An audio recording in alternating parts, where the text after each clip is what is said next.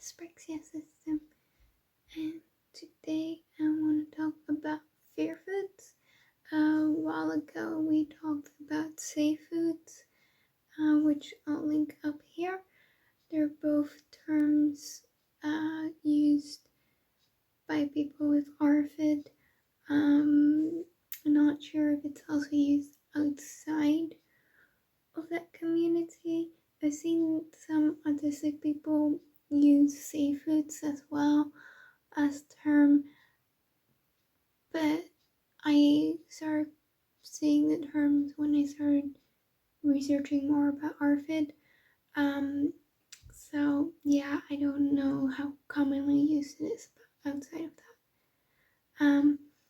Now fear foods are kind of the opposite of what a safe food is. Already kind of says it in the name. But fear food is basically anything that you won't eat. But it's a bit more nuanced than that as well. Because there are stuff that we generally don't like the taste of that we also don't eat, but that's not necessarily fear food. Fear food is the stuff that you won't eat, but that you also don't try. You've never tried it out. You never want to try it out because you're afraid of what will happen if you try it out. Like, that can be for any reason. It's just, you look at it and you're like, no, no, no, I am too afraid. It might be subconsciously, the fear could be very subconsciously, but it could be because there is something in it that you know that you don't like. So that's why you won't eat it. Because, what if you have that kind of intense taste that you had with it separately, with the one ingredient? So you'll have that intense reaction again, and you might feel like you want to, throw up or something, or you just have a fear of, oh, but what if I'm allergic to it? Because I don't know if I'm allergic to one of the ingredients in it because I've never had it before. Could be like, oh, but what if I eat it? Then I'll feel really full. It can be a lot of reasons, and a lot of the time it's subconsciously. And we also have that we don't try out new food. We have to really feel up for it mentally. We have to feel fine. We have to really feel like, okay, yes, if we have an adverse reaction to it, it will be fine. We can do it. And it doesn't happen a lot. It doesn't happen a lot. Like once in a couple months, we might try something new. But that's also generally, quite generously, just because we have so many fear foods. There is just, yeah, sometimes it's just that it looks awful. It just looks like we won't like it. It just looks like it will make us, it won't, it doesn't have to actually make us sick. It might just taste amazing, but our mind just is convinced that the way it looks is not tasty, that we'll have first reaction to it, that will make us gag or anything, because we don't know the food. We don't know what the food is, and it just, I don't know. It just looks wrong in a way. Sometimes, like I said, it can be about one specific ingredient in it. Because sometimes, we can appreciate the way food looks, aesthetically, we appreciate the way a lot of things look. Will we try them? No, because we're afraid of trying them.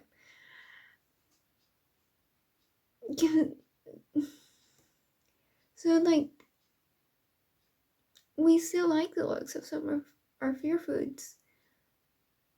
We just don't try them because we aren't brave enough to try them because of all the bad reactions we could have if we try it and it goes wrong in a way. It is safer to stick with the stuff that we know we like and that we can eat, and we sort of know the portions of that we can eat. Yeah, it's just there is so much unknown about new stuff other than the looks, maybe the smell. But other than those two things, yeah, you can hear about the taste from other people, but that's also not always like the same case. I mean, the structure you might also be able to hear a little bit about from other people, but there's so much unknown about new food that you're scared to try anything, which just makes everything fear food. And there are ways to make it less scary if you just see it a lot, if you smell it a lot, if you learn a bit more about it, if just if you are getting more acquainted with the food, then it will be easier to try it because, like, oh yeah, I've seen so many people eat it and it's fine for them. It seems fine for me. So maybe if I feel up for it, I'll try it. It's easier if you see the food a lot before doing that, but that requires a lot of time and it doesn't work for every food. And it's just very difficult to do. Obviously, it is a way to recover from the eating disorder, possibly by trying out new fear food, because then you get more safe food and it will be easier for you to eat stuff. And that's amazing. And if you can try out your fear foods, I encourage you to do so. Obviously, go for it. If you feel up for trying something new, go for it. Go for your fear food. Try it. You might like it, you might end up with a new safe food. So go for it. Just also know it's very difficult to do. We do want to eventually maybe get more stuff that we like. Maybe less fear foods and more safe foods. But it's very difficult. Also because we don't know how to get the right help for our eating problems. Because we've had help for it before.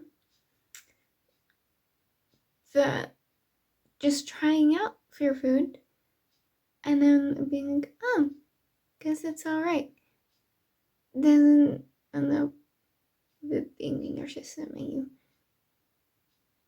immediately eating it more. I'm not sure how to go from trying out your fear food, it actually being alright, to it actually becoming a safe food and then implementing it in your daily life. Don't know how to do that yet. And then if you forgot that you tried out fear food and then it was safe, that you might have liked it, then it will become a fear food again. So it's quite complicated. Yeah. Generally speaking, I think people with ARC also have more fear foods than they have safe foods. And obviously, I think everyone has stuff that they don't want to try out eating. But I have so much fear foods. People generally say that to list the things that I do eat than to list the things that I don't eat. So, yeah. Most things I don't eat, I haven't even tried once, just because I'm afraid of it. So, I haven't quite figured out how to increase my safe food list. But sometimes I do add stuff, so that's good. But I haven't quite figured it out yet. There is not really shame in having fear foods, but do try to see if you can lessen the amount of fear foods and increase your amount of safe foods. Then over time, maybe it might even make it so that you don't have that you make a recovery. There is more components to RFID than just fear foods, safe foods, but it's also it helps to have a lot of safe foods. Yeah, definitely helps. I've seen, like I said, I've seen people say that if you get more acquainted with fear food, that's easier to try it out. But other than that, I don't really have any tips on it because I'm not sure how to do it yet either. But yeah, this is what fear foods are.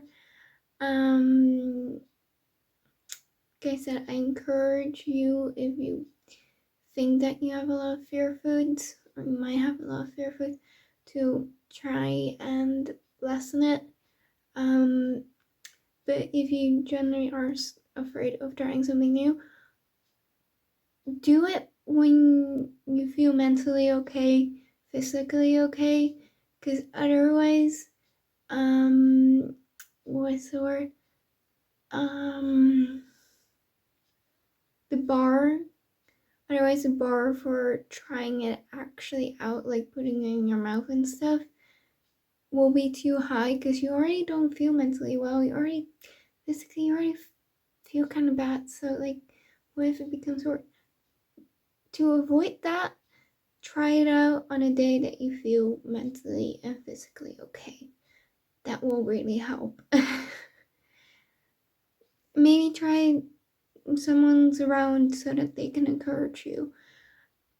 Or maybe if you don't like people staring at you when trying out something new, try it when you're on your own. Just figure out when you feel most comfortable trying something new.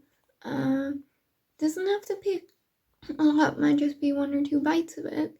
That's already amazing. Then you can already see if you like the taste or not. You know?